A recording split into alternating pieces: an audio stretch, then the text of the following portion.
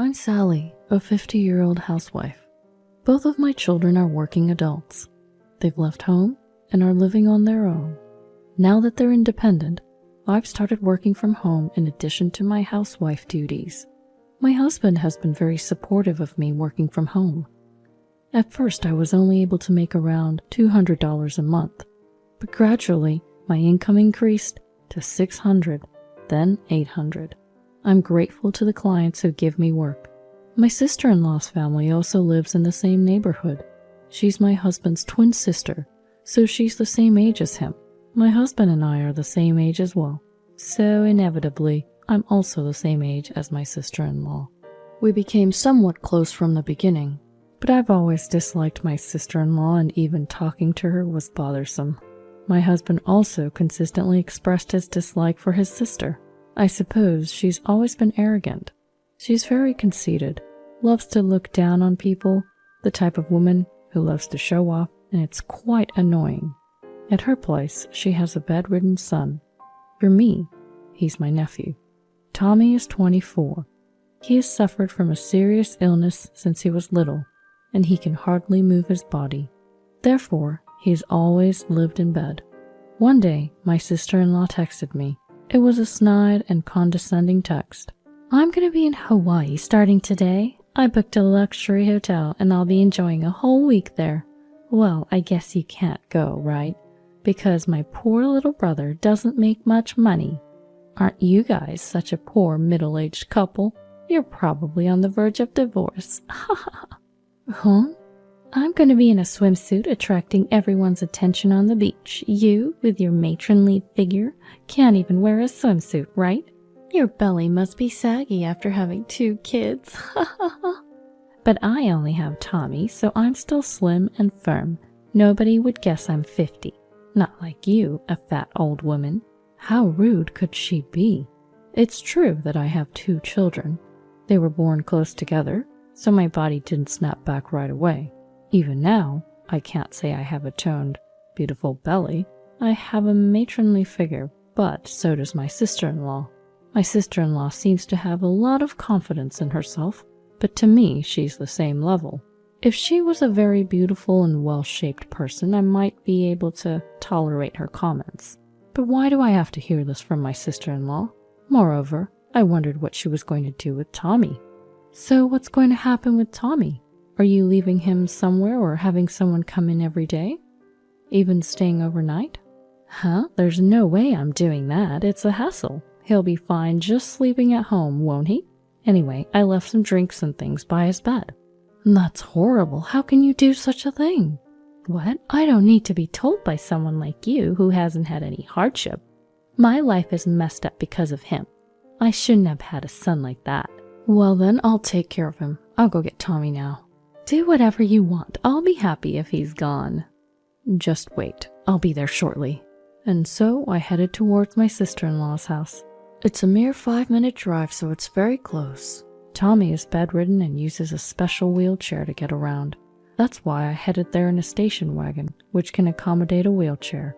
You really came for this kind of guy? Yes, I did, because I feel sorry for Tommy. He's just a burden, just lazing around doing nothing at his age. Well, you're also a full-time housewife living around, so you're perfect for each other. I'm doing remote work, you know. I'm not a housewife living around, and not all housewives are loafers, right? Pff, remote work, huh? That's not a real job. Both my husband and I are full-time employees. You're basically just a housewife. It'd serve you right to spend the rest of your life taking care of Tommy. Oh, is that so? Let's go, Tommy. Okay. Tommy seemed to be rather downcast. It can't be helped, as he's being treated like this by his biological mother. I understand that taking care of a sick child is very difficult, but it's too cruel to say such things right in front of him. At the very least, if she has to vent, I wish she would do it somewhere out of the child's sight. It doesn't matter whether the child is an adult, because anyone in the same situation will definitely get hurt. After some time, I managed to bring Tommy to our house. Then my husband came home. Huh? Tommy? Why are you here? Uncle David, I'm sorry. The truth is, your sister was going to leave Tommy behind because she's going on vacation, so I said I'd bring him home. I'm sorry for doing this without consulting you first. No, it's all right. My sister must have lost her mind. Leaving him behind is just the lowest. Tommy, feel free to stay here from now on. We'll take good care of you. Uncle David, that's right. You don't have to worry about anything. I've loved you since you were a kid. Thank you, Aunt Sally. I absolutely detest my sister-in-law and her husband. They're terribly malicious and the worst kind of people. However, I've always liked Tommy. Despite suffering from his illness, he's overflowing with empathy for others, and above all, he's very smart. I don't think he's been able to attend special education school much, but he was naturally bright to begin with. I've always thought that he was the definition of a smart kid. I heard my sister-in-law and her husband left for Hawaii after that. I was shocked that they really intended to go to Hawaii, leaving behind their bedridden son. I wonder what they would do if something happened to him. They wouldn't be able to come back right away. My husband was equally astounded. Seriously, my sister and her husband must be out of their minds. Going to Hawaii and leaving Tommy behind? I agree. I might be out of place saying this since I've never taken care of him, but to leave him without making use of any care services or facilities? If that message hadn't come, Tommy would have been left behind without us even noticing. Gives me the chills. Yes, it's really horrible. Indeed, I've never cared for a child with a serious illness. My in-laws are still very much alive and well, and they've always said that if they ever become unable to move, they'll go to a senior home. So I've never been a caregiver either. That's why I didn't feel in a position to criticize my sister-in-law. But I still can't fathom how she could just leave her son with only a drink and abandon him. The child has a serious illness, so they can receive welfare support, and if they need to travel far, they can also use short-term care facilities. My sister-in-law and her family returned home. They came all the way to our home just to insult us. Here, this is a souvenir. It's perfect for you guys. What's this? They're seashells we picked up at the beach. We have plenty, so we're giving some to you. We don't want them. Oh, really? You're rejecting my kindness. Would you prefer this driftwood then? We don't want any of them. By the way, is Tommy doing okay? Not that I care about such a useless child. That's cruel. How could you say such a thing about your own son? What? What do you know? It's just the worst, having given birth to him only to find out he has a severe illness. I want the money I spent on raising him back. You can only say that because you don't understand how I feel, having lived for such a useless son. Oh, really? So, about what you said before, about leaving him to us? You're fine with us adopting him then? Do whatever you want. Who in their right mind would adopt a child like that? Are you out of your mind? It's not crazy. I'm serious. With that, I closed the door. My sister-in-law and her husband left after that. My husband and I decided to adopt Tommy as our own. And so, Tommy became our child. He had been shocked by being abandoned by his biological parents, but gradually he began to smile in our home. He is bedridden, but he can use his hands, so he freely used tablets and smartphones while lying down. One day, Tommy seemed very happy. Look, my work is going to be published in a literary magazine. What? A literary magazine? I've been writing novels as a hobby. Because I'm bedridden, it's the only thing I can do. It's a little embarrassing hobby, though. There's nothing to be embarrassed about. It's a great hobby. Can I take a look? Yeah, this is the first one I wrote. I decided to read the short story that Tommy said he had written. It was very well done. It really hit home. This is amazing. I can't believe how good it is. I can't really describe my feelings in words. I just tried writing it on my tablet and it was surprisingly well received.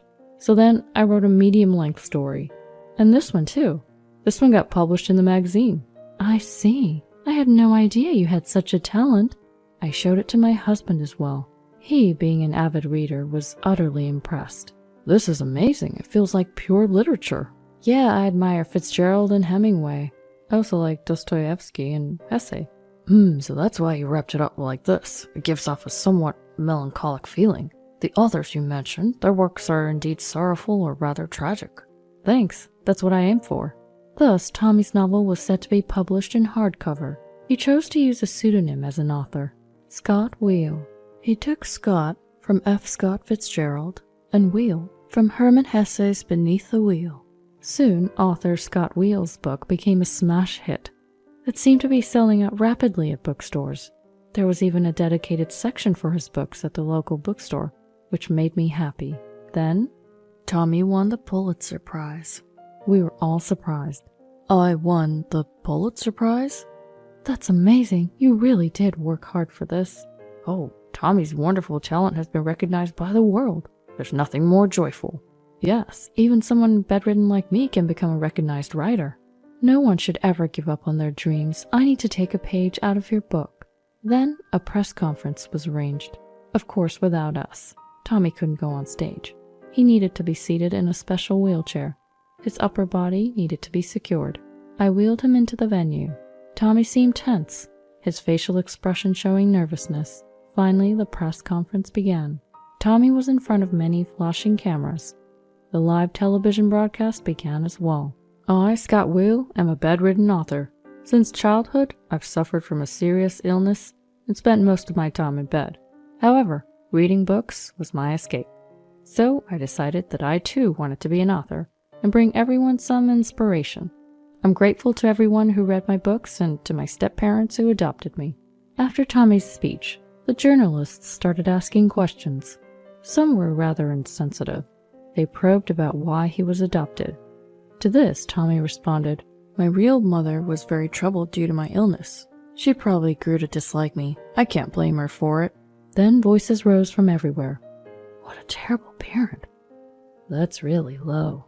However, Tommy did not seem to want any pity.